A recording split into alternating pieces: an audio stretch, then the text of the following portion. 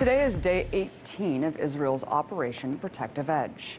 And while the rest of the world watches in horror, Israel has only seemed more emboldened to continue crushing the Gaza Strip, all in the name of self-defense. Now, a 12-hour ceasefire has been announced, hopefully alleviating the bloodshed temporarily. However, yesterday, 5 people died in the West Bank, which saw its largest demonstration against Israel since the 1980s. And in Gaza, at least 817 Palestinians are dead, according to the Wall Street Journal at the time of this broadcast. 80% of the casualties are civilians, including nearly 200 children. At least 5,300 people have been injured, according to the International Middle East Media Center, as Gaza's hospitals struggle to meet the increasing demand for medical care. And considering how the U.S. provides more than $3 billion in aid to Israel annually, many are calling on Obama to use his sway to end the violence. In fact, a Norwegian doctor volunteering throughout the crisis wrote an open letter inviting Obama to spend the night in a Gaza hospital, saying, quote, "Just now, the orchestra of the Israeli war machine starts its gruesome symphony again. Salvos of artillery from the Navy boats just down on the shores, the roaring F-16s, the sickening drones, and the cluttering Apaches. So much made and paid in by the U.S. I invite you, spend one night, just one night with us in Shifa. I'm convinced 100% it would change history. Nobody with a heart and power could ever walk away from a night here without being determined to end the slaughter of the Palestinian people." Well, after such a tragic 2 weeks on the ground, many are left wondering what they can do to help. To discuss solutions and more, I'm joined by Rania, Khalek, journalist with the Electronic Intifada. Thank you so much for coming on, Rania. I get most of my information from you. You've been tweeting up a storm, one of the best people covering this entire conflict. You interviewed Norwegian Dr. Mads Gilbert, who wrote that open letter to Obama that I just referenced. Who is this guy? Why is he in Gaza? And what were the most important points that he addressed to you? So Mads Gilbert is a physician who has been in Gaza every single time it's been attacked for the past like 6 years. Each time he's been, he's seen, the same horrors over and over again. And I've spoken to him, like you said, repeatedly. And each time he's updated me, it seems like the toll is getting worse, the injuries are getting worse. And what he keeps telling me is that it's civilians and children and women and parents and families that are coming in with their bodies just torn to shreds by Israeli, high-level military technology that's being used on, and he put it to me, it's being used on a naked civilian population, is the way he put it. And also, the hospitals are stressed. They already were suffering from, severe, dire shortages before this latest assault because of the siege on Gaza, which basically seals it, and Israel doesn't allow a lot to go in. And so now they're even more stressed. They've got injuries that trauma 1 centers in the U.S. would have trouble dealing with, and so you have a really, really difficult situation taking place on the ground there. Absolutely, and I know that he mentioned that the deliberate targeting of hospitals as well. Right before this broadcast, I announced that there was this ceasefire, I guess, for 12 hours, this pause. However, we were just talking right before this started that there was reports of actually continuous shelling on a bunch of places, including hospitals, still, even with this pause. Can we expect really anything with these pauses, Rania? I'm not sure. There's been a few pauses so far, like I think 2 maybe, where there was, supposed to be a 5-hour pause or a 2-hour pause here to, humanitarian pause to collect the wounded. And each time Israel has continued to shell. And yeah, shelling hospitals has been a big deal. There's been at least 25, and at this point more, because there's more reports of another hospital being shelled, but at least 25 medical facilities have been hit by Israel throughout this onslaught, and several ambulance workers, paramedics have been hit as well. And this is routine, and it's deliberate. It's not by accident. That's why 80% of the, over 850 people that have been killed have been civilians. I want to get your take on something that I found interesting. Of course, Obama and the media have been repeating often that all of this is justified by the continuous Hamas rockets going into Israel. However, why was Netanyahu so upset that the airport was closed in Tel Aviv? If there are so many rockets disrupting Israel, why not close down the airport? Well, I think the point is that there's not, rockets are a nuisance, but it's not this threat that Israel likes to make it out to be, where the country's going to cease to exist because of these rockets.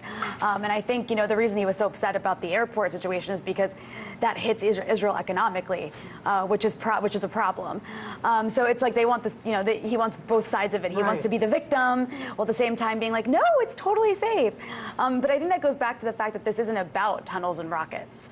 This is about this continuous collective punishment on Gaza that's meted out every couple of years intensely the way it is now, but in between it's meted out with the siege.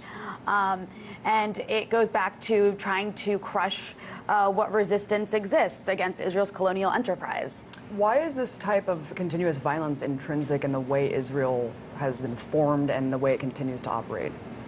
Well, the people of Gaza, there's 1.8 million people that are basically trapped in what's a ghetto.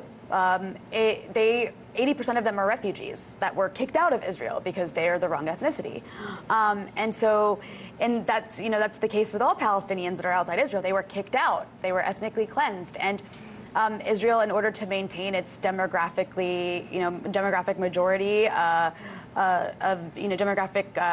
demographically engineered majority Jewish population, it has to consistently launch this sort of violence against Palestinians, whether it's in the West Bank, where 8 people have been killed in the past 2 days or 3 days for protesting against the Gaza war, or in Gaza, where it's the most intense version, the most extreme version of what it takes to maintain this Jewish colonial state in an area where the inhabitants are not majority Jewish.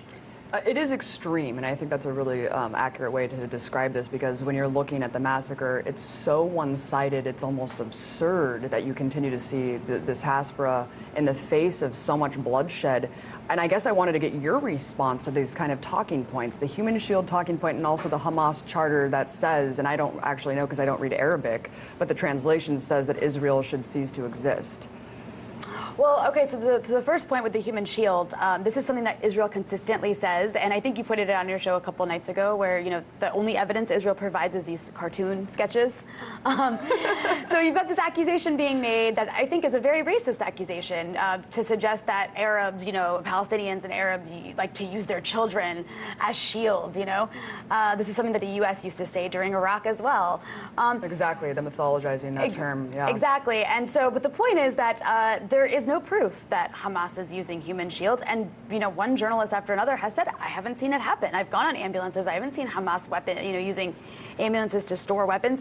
In fact, the only documented cases, actually systematic cases that have been documented by human rights organizations, is Israel using Palestinians as human shields by putting them on the hoods of cars, or forcing them to go into homes to make sure there's no explosives. They've done this in Gaza. They've done it in the West Bank. So it's almost like projection to be accusing Palestinians of using each other as shields. And to the second point, this is something that people like to bring up is, oh, Hamas wants to destroy Israel. But I would point out that the only side that's being destroyed here is Palestine. And it's been being destroyed since 1948. And right now it's being destroyed as we speak in a very vicious and violent and bloody way. And so I think it's more important to focus on which side has the capacity to destroy the other side and is actively doing so. And that's Israel. That's a good point. Let's talk about solutions, Rania. Boycott, divestment, sanctions. You're an advocate of the BDS movement. Why? Well, because it's a call that comes from Palestinian civil society, asking people of conscience around the world to boycott, divest, and sanction Israel until it dismantles apartheid, until it gives equal rights to Palestinians. And so that's why I think it's important. You have it coming from the people who are suffering. And so I think it's really important to, if we care about, ending that oppression, ending that suffering, to honor that call. And also, as a tactic, I think it's very effective because we have Israel is a country that's supported by, most Western governments support Israel hardcore.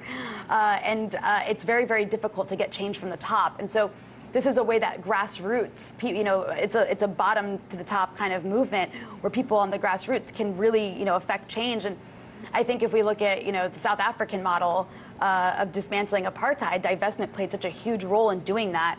I think we can see the same thing happen with Israel, I hope. And we're seeing it happen. I mean, we're seeing on campuses, from one campus to the next, student governments divesting their funds from companies that profit off of Israeli occupation. And it may seem minor because it's not that much money, but it does a lot of damage to Israel's image, because it brings, kind of out in the open, it exposes this racist regime for what it is. Absolutely, and I think musicians deciding not to play there, all of these things coming together is how we're going to change this, Rania. And of course, unfortunately, in this country, the way Hamas is designated, even though they are democratically elected leadership of that territory, we cannot donate to Palestinians on the ground because we would be perhaps indicted as funding terrorists. And I just wanted to give a little website out, the Islamic Relief USA, irusa.org, for people who want to help out on the ground. That's probably the best organization that you can do without being, accused of supporting terrorism. Unfortunately, that's the situation we're in. Thank you so much, Rania Khalek, journalist with the Electronic Intifada. Really appreciate your insight.